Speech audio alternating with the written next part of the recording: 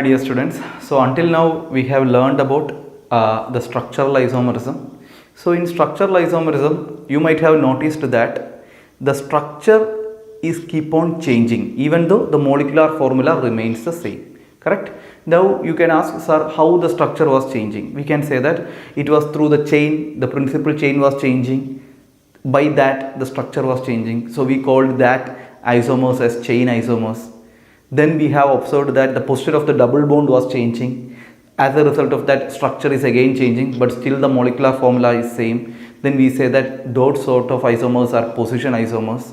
Then we have seen that the functional group itself was changing, but still the molecular formula remains the same. So we say that as functional isomers. We have seen ring chain isomers. All these, if you observe, will result in a structural change. What is basically a structural change? Structural change means one bond is broken or dislocation, the movement of one atom from one carbon atom to other, or complete relocation of atoms. This we can say it as structural change, or we can say structural change. Because of this structural change, we say there are certain set of isomers are there, that we call it as structural isomers. At the end of the day, isomers means compounds having the same molecular formula, but if they have different structures, we say structural isomers. That different structures can be due to many reasons, as we have discussed. Now we are going into a new term that is called stereoisomerism. Now structural, it's a easy word to understand. We can say, sir, because of so and so factors, structure was changing, so you called those isomerism as structural isomerism. Now you are using a term called stereo. This is not a common word that we daily encounter. This is a new term, stereo. So here, what do you mean by stereoisomerism, or what is the physical understanding of the term stereo means? That's what I am going to explain. Now listen here. Here also I am going to take two compounds which are having the same molecular formula, but however its orientation, for example, the location of atoms in space, that is differing.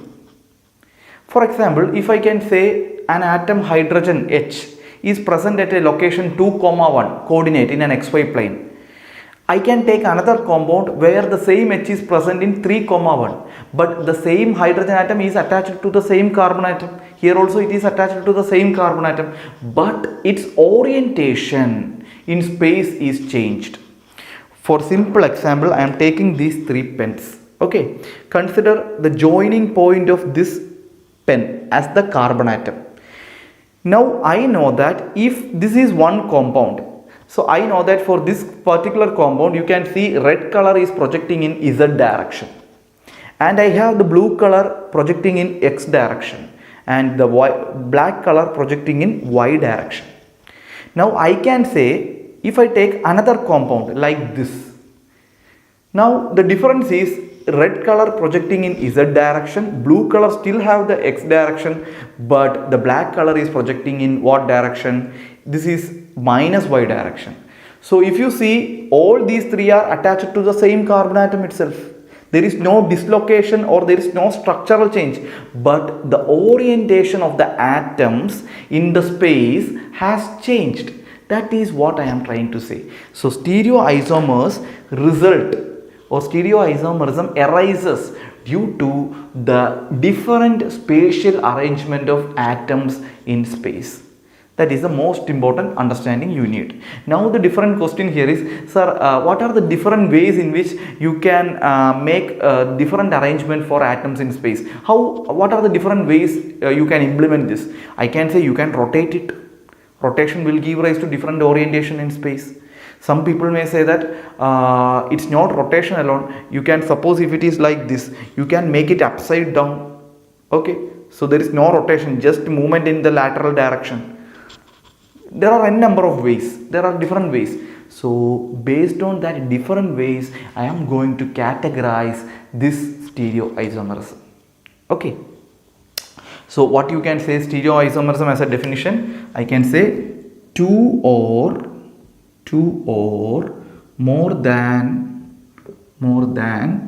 two compounds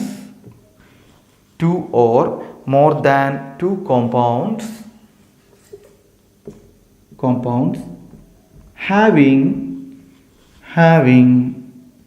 the same molecular formula, having the same MF stands for molecular formula, have the same structural formula also, same structural, because why I am saying same structural, because it is attached to the same carbon atom, so there is no difference in the structure. Having the same structural formula,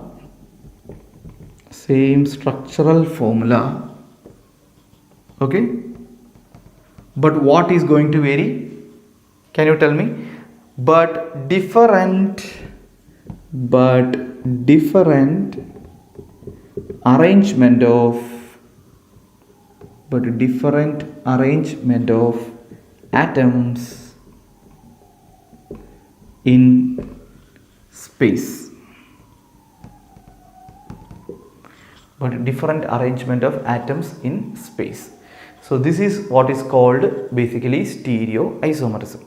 Now the question here is, this stereoisomerism can be of two different types. What does that mean? That means you can arrange the atoms in space in two different means, or you can say it not in two different ways. I am saying by two means, by two different ways actually. So one mechanism we call it as configurational isomerism. So I can say, I will rub this, okay, I will rub this, and I can say classification of stereoisomerism. Okay, classification of stereoisomerism. So I can say this stereoisomerism is classified into this. You can compare with the structural isomerism can be of chain isomerism. You know that chain isomerism is a type of structural isomerism. So similarly, that structural change can be brought about by different ways. That is, one is changing the chain length, other is changing the position of the double bond. Similarly, this arrangement of atoms in space, different arrangements, that can be brought about by different actions. So one, we are saying it as configurational isomerism. I will explain what it is. Configurational isomerism.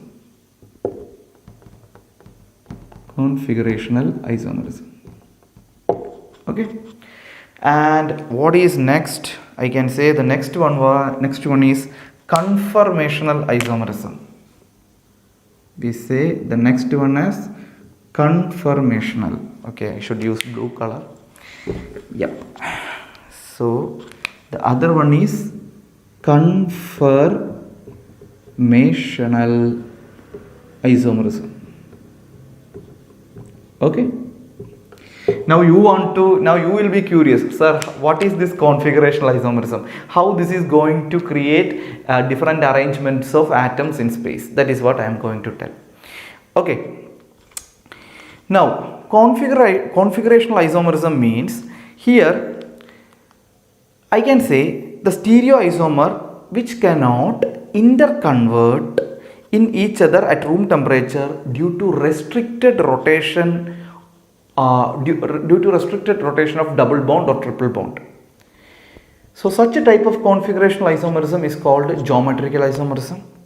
And stereoisomerism, okay, configurational isomers, okay, which cannot superimpose on each other due to chirality, is called optical isomerism. I understood that you didn't understand anything. Okay, listen, I will explain. Now for that, let me tell, this configurational isomerism can be of two types. That is, one is geometrical isomerism.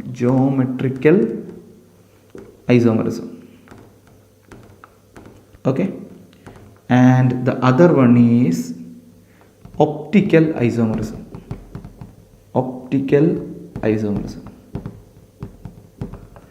Now I will tell the fundamental, then you will understand. Now I am saying that this configurational isomerism is a group of compounds, or configurational isomerism is exhibited by a group of compounds which will change its, those atoms will change its orientation in space. Okay, they will change its orientation in space, but however it is not due to any rotation. That means there is a restricted rotation is there. Then those sort of configurational isomers are called geometrical isomers. So I can compare it like this. You can say, if you can see these two pens, okay, consider this as two pen itself. Okay, now you have a you consider here you have one carbon here, and you have the other carbon here. Now if I want to rotate this carbon with respect to the other carbon, because of the double bond, I can say I cannot rotate this one. You can see here, please listen to it. So I say, please, I hope you could see these two pens. Okay, now think like these two are double bond, one bond, other bond. Now think like this hand I am attaching here. This is one carbon atom, and this finger is my hydrogen, and this is also other hydrogen atom. Okay, you can see here. Okay, now you think similar thing is present here. Now different arrangements of atoms in space means I should rotate this. Correct? I should rotate this, but because of the double bonds I cannot do this rotation. Now the question here is, sir, why can't you rotate? Because of double bond also you can rotate, right? This we think in our normal sense, but this will not happen, because if you think, if there is only one bond is there, you know that bond is formed by sigma bond, that is formed by axial overlapping, so there is no problem in rotating. But when there is a double bond is there, one more bond is there, that is a pi bond, which have the p orbitals. You know that p orbitals are there, and there is lateral overlapping is there. You can imagine like that. When you have sigma bond alone, the overlapping is completely like this. Correct? You can think the carbon here overlapping is like that, and so that whatever atoms are here, you can rotate this with respect to this single bond. But whenever you have double bond is there, then the question here is, you have a p orbital like this, and you have another p orbital like this, and these two are interlinked. So if these are interlinked like that, can you rotate this? Can you rotate? No, not possible. That means there is a restricted rotation due to the double bond. Then the question is, sir, if we are not able to rotate it, then how the atoms will change its space, or how the orientation, how the different positions for atoms can come. It can come by naturally only. For example, if I am going to draw a compound like this, I can say C double bond C, and you have a CH3 group here in space. Say this location is 2, 1, and this is hydrogen, and this is at position maybe 1, 1, and you have another CH3 here at 2, maybe 4, 1, and here you have another hydrogen which is at a position I can say, okay, 1, 2.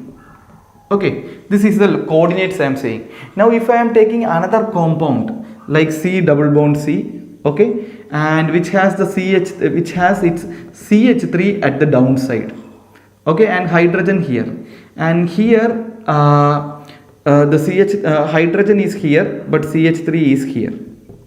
Now if I am comparing these two compounds, you can see that to this carbon atom, maybe I say this is first carbon atom, this is second carbon. To the first carbon atom, CH3 and H is connected. Here also first carbon atom, CH3 and H is connected. To the second carbon atom, here CH3 and H is connected. Here also H and CH3 is connected. So structurally both are same, but the orientation of the atoms or group of atoms is different. That can be naturally, it might be like this. You cannot change this to this. I am not saying you can always convert one geometrical isomer to the another one. That is not possible. Just I am saying these two are, we can say, geometrical isomers. Both are having the same molecular formula, but the orientation of their atoms, or the atoms have different orientations in space. Okay, so this type of isomerism, which is due to restricted rotation of the double bond cannot here rotate, but naturally they are having different orientation of atoms. Such a type of isomerism is generally called configurational, that is by they are called configurational isomers. So under configurational isomers we have two options. One is the geometrical isomers, as I told, that is present between the double bond due to restricted rotation. So what I have told is with respect to geometrical isomerism. So this happens due to what? Restricted rotation, due to restricted rotation restricted rotation around double bond. Okay, around double bond. Now the next question is, sir, then what is the case of optical isomerism, sir? The question here is, in the case of optical isomerism, I can say that you can take the example of right hand and left hand. So if you see, structurally speaking, consider this as my central carbon. This has one thumb finger and 4 fingers are here. And if you take the right hand, that also has one central carbon and one thumb finger, all others are present. So if you are speaking structurally, both are similar. But if I am trying to superimpose this right hand on to the left hand, whether it is superimposing, what do you mean by superimposing? On superimposing, if both looks same, identical, then there is no meaning. But if it is not superimposing on this one, that means they have the different orientations in space naturally. If you see, the thumb finger of the right hand is naturally oriented towards minus x direction, but the thumb finger of the left hand is naturally oriented towards the positive x direction, but structurally both are looking same. So this type of compounds which cannot superimpose on each other due to chirality. Chirality, I will say, I will explain that. We can now think like this type of compounds which cannot superimpose on each other. They are referred to as optical isomers. Or technically we can say, if for example I can say this compound will rotate a plane polarized light towards towards clockwise direction. Think like that. Then I can say, if this is an optical isomer of this particular compound, then I can say this will rotate the plane polarized light towards anti-clockwise direction. This is how experimentally we can say these two are optical isomers or not. Understood? So I can say, then what is optical isomerism? I can say as a definition, isomers, or they are stereoisomers, compounds, I can write like that, compounds, isomers or compounds which cannot superimpose on each other. Okay, so compounds, we should not say compounds because all these are isomers. Both, if you take two compounds, both will be having the same molecular formula. So we can even use the term isomers, and even still we can say stereoisomers because there is no structural change. So we can say stereoisomers which cannot superimpose on each other are called optical isomers, and stereoisomers which have different orientation of atoms in space due to atoms in space, and there is a restricted rotation due to double bond. Those isomers are called geometrical isomers. Okay, I hope you understood. Next comes the conformational isomers. I will just say the definition. Conformational isomers, here between the carbon atom and carbon atom, there is only, you can think like this, between this is one carbon atom, this is another carbon atom, there is only single bond is there. Single bond is there means you have only the p orbitals in axial shape. Correct? So you can rotate it, there is no problem, there is no double bond, so you can rotate this with respect to the other. So due to rotation, one carbon atom will have the atoms that will have different orientation every time. So that means there are infinite isomers if you rotate it, because you can rotate like 0.1 degree, you can rotate, then there is new configuration. If you rotate 0.2 degree, next you rotate. So there are infinite rotations possible. Understood? So conformational isomerism, it is a type of stereoisomerism which happens due to the free rotation of carbon atoms around a carbon-carbon single bond. We can say it like that. I hope you got a general idea regarding what is stereoisomerism. That is very important before we get into the topic. Otherwise you will not know what you are learning. You are learning something. You might be seeing this geometrical isomerism for years, but still you should get a grasp like isomers are simply two compounds having the same molecular formula.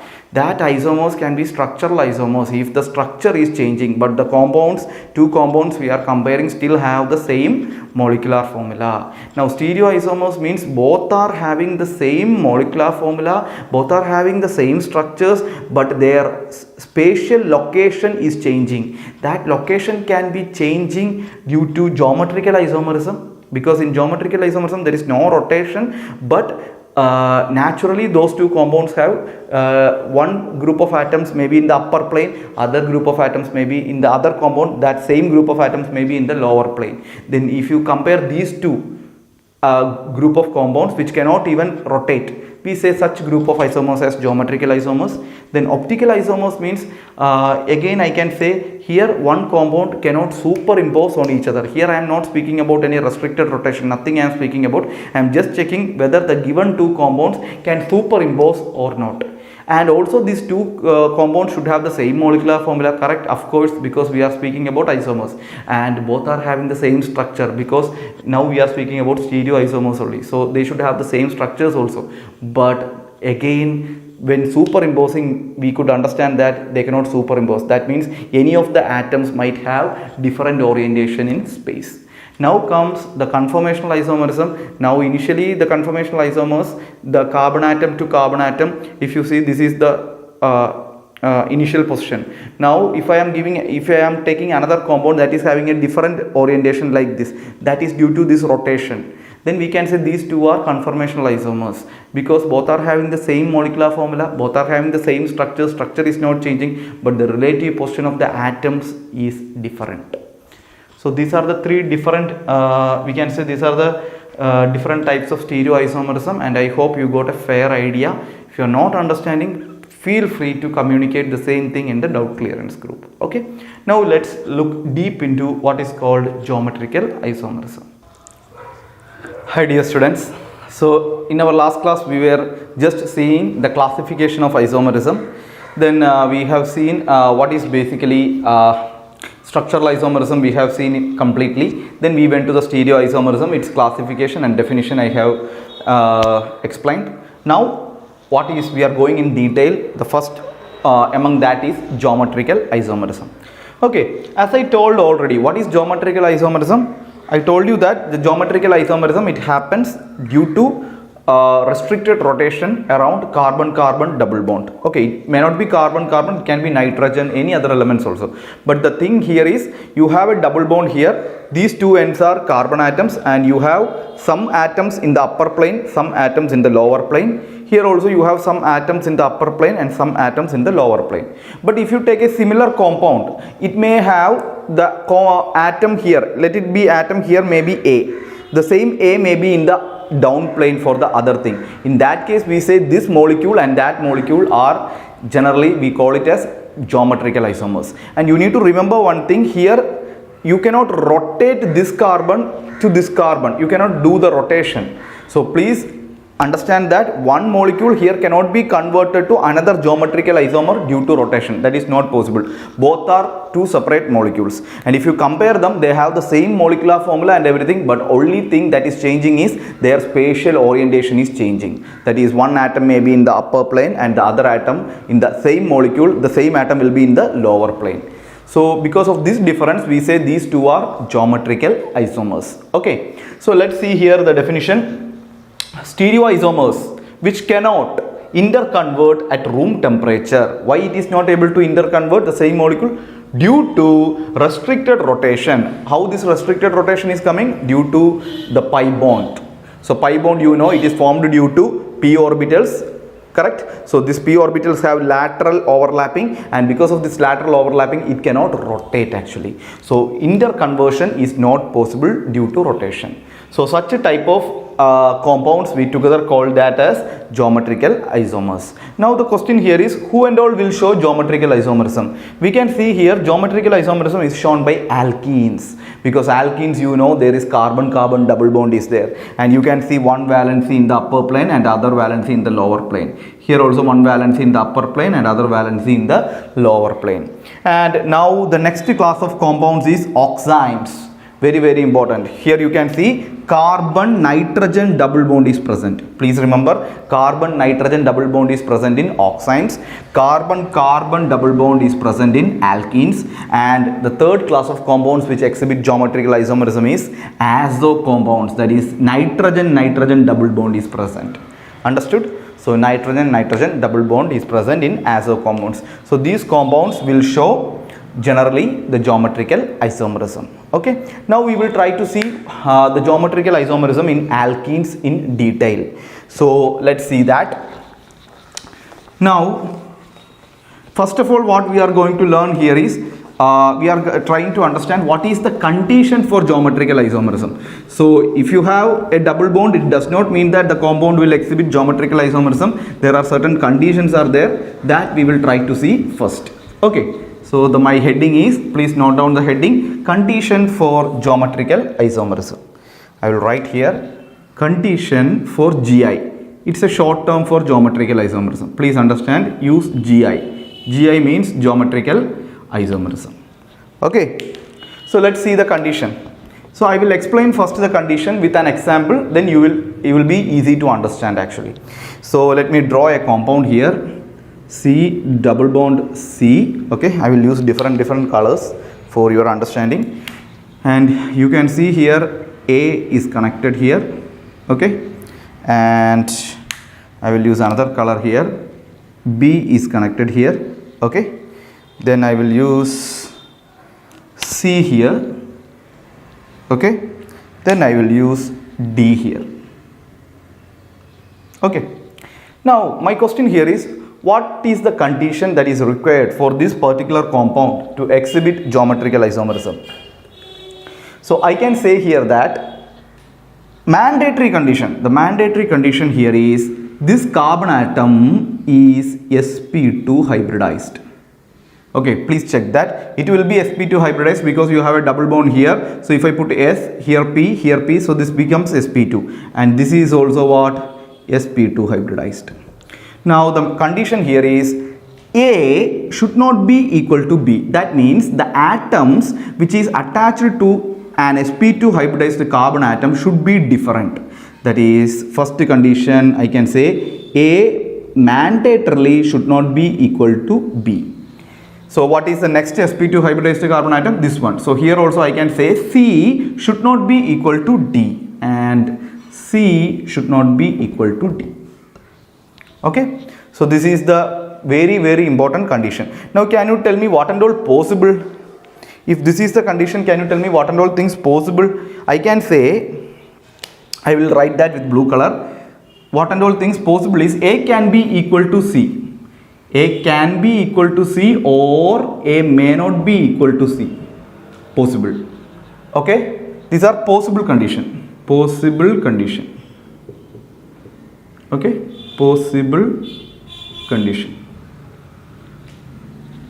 Okay. Okay, this should not, okay, this is, it should be strict, mandatorily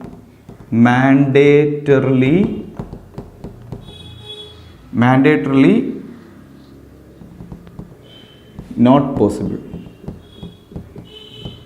So this condition should be mandatorily obeyed. Then only the compound will exhibit geometrical isomerism. Now possible things are A can be equal to C or A may not be equal to C, or A can be equal to D, A can be equal to D, or A may not be equal to D. It's okay.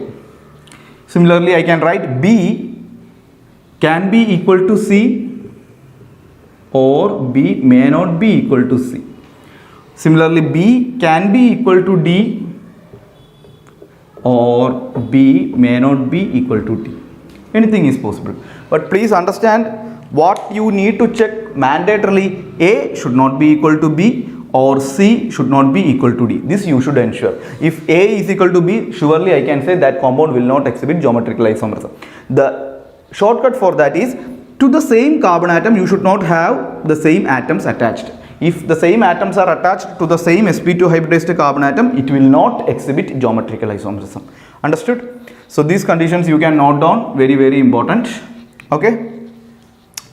Then sometimes, I hope you have noted down, sometimes instead of giving the compound in a horizontal plane, they may also give the compound in a vertical plane. Let's see that. For example, I can draw like this. Okay, then you can see here A connected and here C connected. Okay, and here I am connecting the B and here I am connecting the D. Now tell me, Just I have drawn the same thing in the vertical plane. Now the condition still remains the same. Please look at it. I can say this is the sp2 hybridized carbon atom. If this is the sp2 hybridized carbon atom, to this atom both should be different. So A should not be equal to B. Here also it holds good. Now this is another sp2 hybridized carbon atom. So this one also C should not be equal to D. That is also understood. But they may give in horizontal plane or vertical plane. Now you can say A can be equal to C. Correct? A can be equal to C because both are different carbon atoms. A can be equal to D. A may not be equal to C, or A may not be equal to D. That is not a problem, since all these conditions are possible. But this condition, it should not be possible. If this condition is strictly followed, then only the compound exhibits geometrical isomerism. Clear? Okay. I hope you got a fair idea regarding the condition for geometrical isomerism. Now let's see how to name this geometrical isomers. There are two different naming systems are there. I will explain both. Okay, so you can give the heading nomenclature for geometrical isomerism.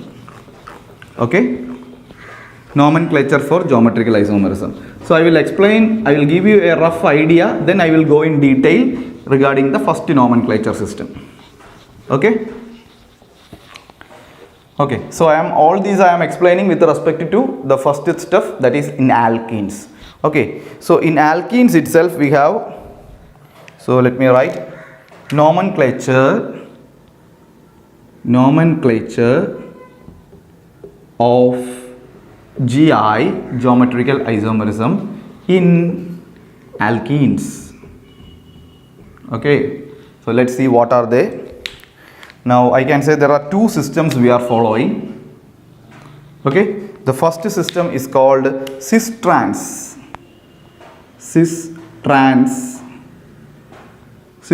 nomenclature system. It is a cis-trans system, that is more correct.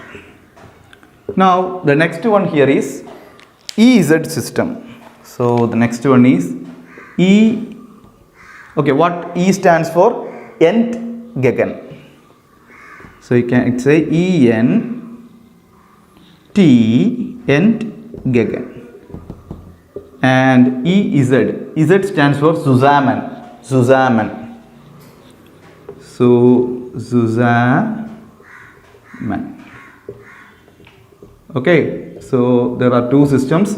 So the first one is cis-trans system and the second one is EZ system. So let's see in detail. Okay, let me say why we need two systems, then you will understand okay why they have proposed two systems.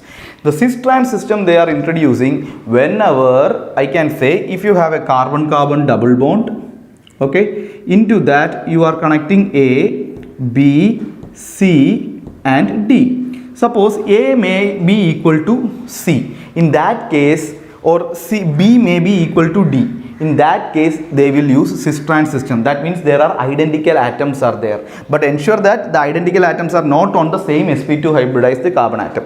So here A can be equal to C or B can be equal to D. In this case, we use cis-trans system. I hope it is clear for you. Now, in that case, cis-trans is sufficient, right? Then why they went for EZ system? Understand that suppose you have the same carbon atom and A, B, C and D are there. But here all A, B, C and D are different. In that case, they use EZ system. Now the question here is, all are different, then how they assign E and Z? I will teach you how we can do that. Cis-trans also I will teach you in detail, but now I hope you understood where we need to apply cis-trans and where we need to apply E and Z. Okay, I hope it is clear for you. Okay, now let's go in detail the cis-trans system. Okay, so we will go in detail the cis-trans system of nomenclature. So very simple, cis-trans itself I say, we can say classify the given molecule as either cis form or we can classify the given molecule as trans form. How we will do that? Let's see with one example. So you have a C double bond C, C double bond C, okay, and you have a compound A here and you have a compound B here. Okay, I will take another color, then it is easy to understand. Okay, you have here B. Okay. Now you have a compound A here, same A here present, and you have a compound B here. Now let's see here. If you look into this system, can you first tell me whether this will exhibit geometrical isomerism or not? So how to check that? You can see here, this is my sp2 hybridized carbon atom. So it has one atom as A and another atom as B. Both are different. Okay. So if you see at this sp2 hybridized carbon atom, this has one atom as A and another atom as B. Both are different. So to both sp2 hybridized carbon atom, atoms attached are different in nature. So this will exhibit Gi. And now how I will assign whether cis or trans to this? Please see here. Now if I look at the A atom, it is above the plane of double bond. Now if I look at here at the sp2 hybridized carbon atom, here also A is above the plane of C. So if both are above the plane, similar atoms are above the plane of the double bond, then we say this is a cis system. Okay. So here also if you see, here it is B, here it is B, that is connected below. Here also it is connected below. Both are connected below means it is B system. So that means identical things are connected. Both A are connected above and here both B are connected below. And sometimes both A may be connected down and both B may be connected above. Then also it is cis. So the conclusion here is identical atoms should be lying in the same plane. Understood? Here B is also lying in the below plane. Here both A are lying also in the above plane. Then we assign the name cis isomer to this particular compound. Okay. Now let's see what is trans. So in trans, the difference is, you can see here, you have a carbon-carbon double bond.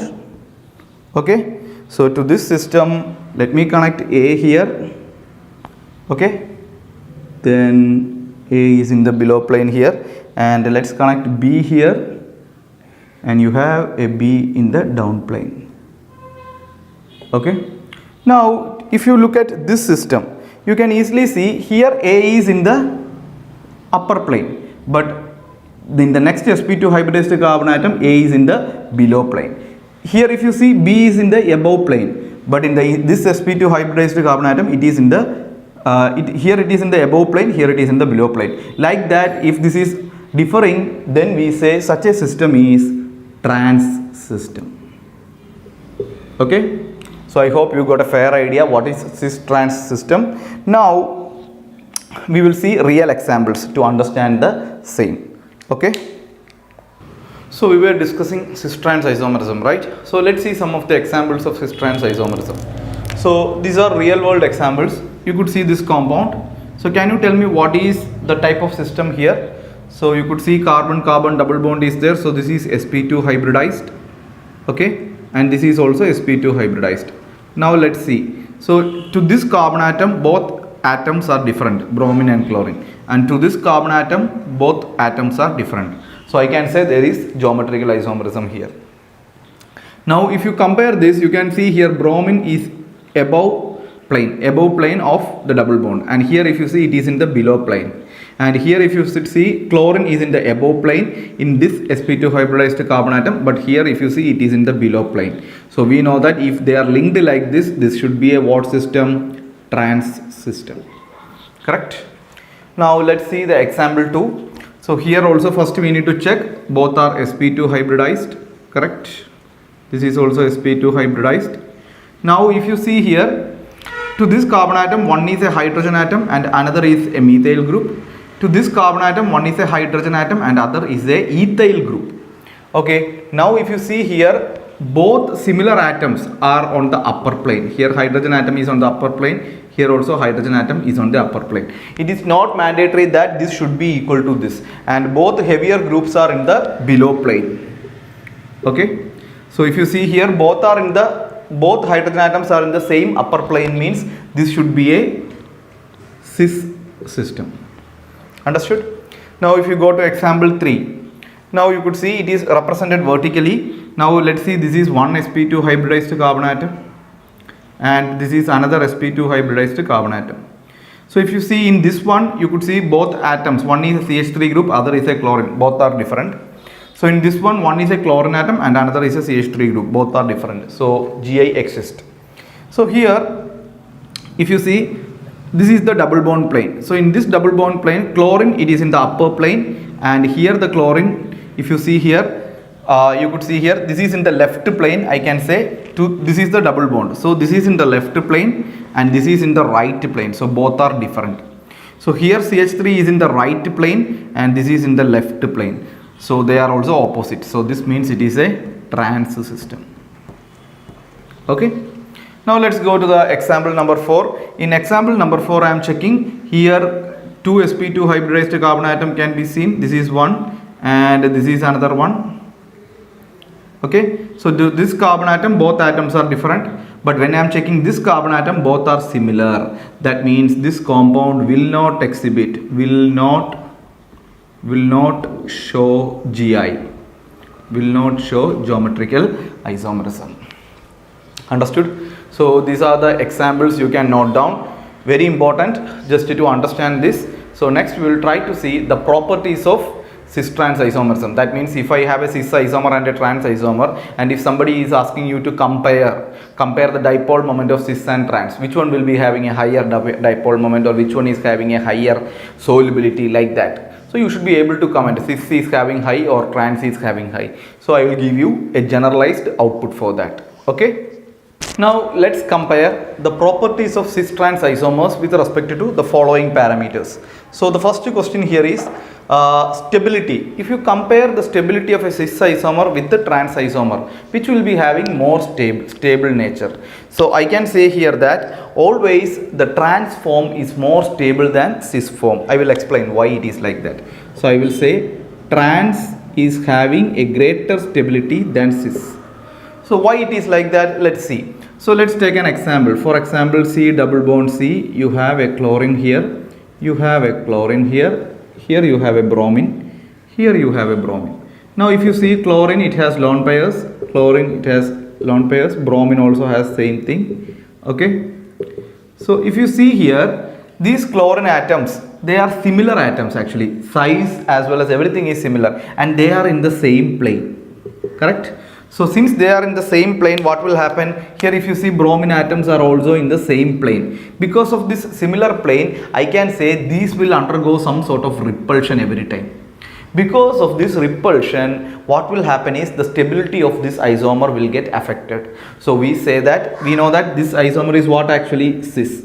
But if I draw a transform, for example something like this, you have a chlorine here, you have a chlorine here, you have a bromine here and you have a bromine here. Now if you see this, the similar atoms, they are very much far apart in a trans format.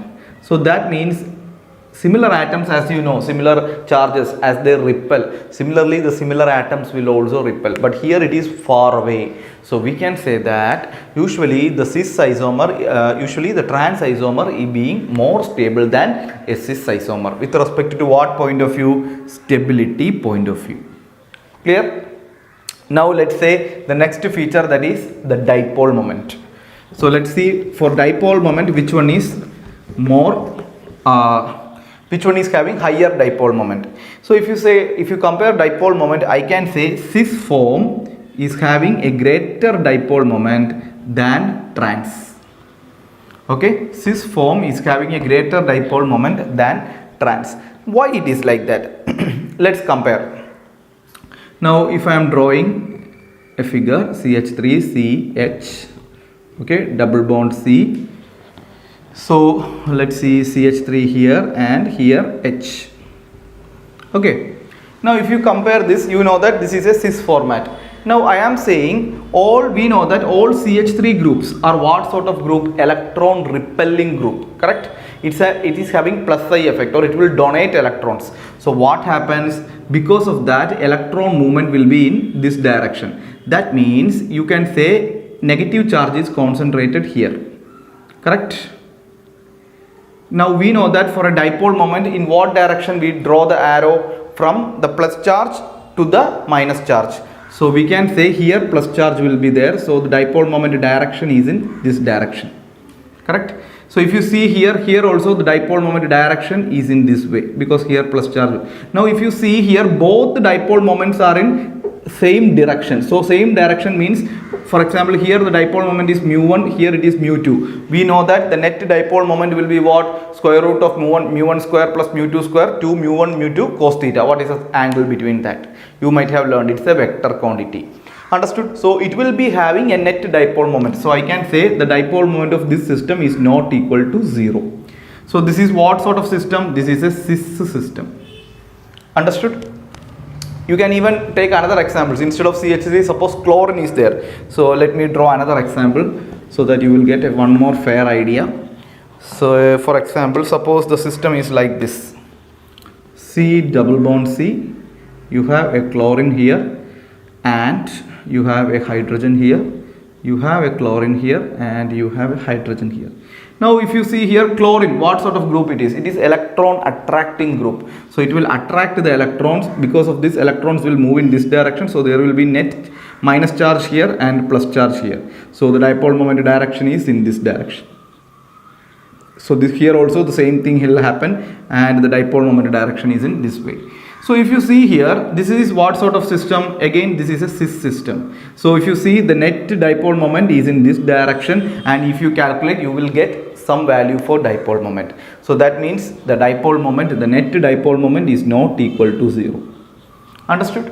Now the same system, if you try to do it for a trans, how it will look? Let's see. So for a trans system, if you see C double bond C, okay, chlorine here, here chlorine, so here hydrogen and here hydrogen. Now let's see. Now itself you know that electron here will move in this direction, so here minus charge, here plus charge, so there is one dipole moment in this direction.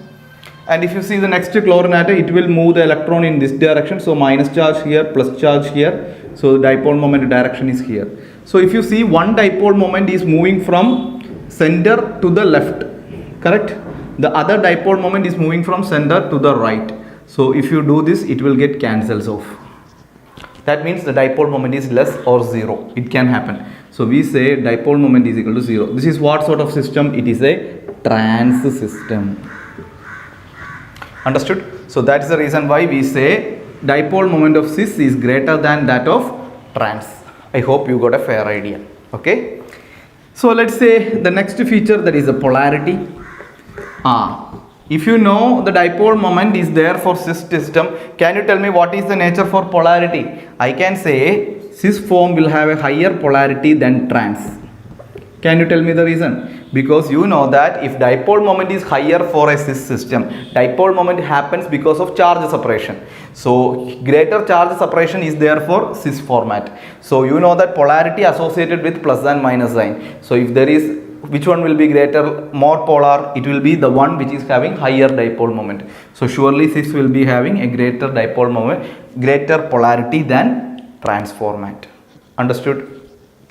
Now next becomes, next we will discuss the solubility. Now solubility, when we are discussing, we can say that water, it is polar in nature. So can you tell me which one is more polar here? Cis form. So to dissolve in water, you need to be polar.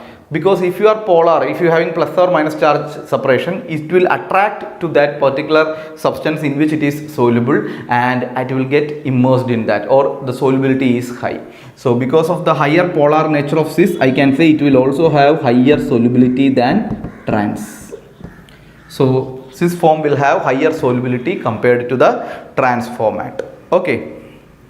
The reason being the dipole moment. Actually, dipole moment is the root cause for polarity and solubility. If the dipole moment is high, the solubility will also increase. Understood?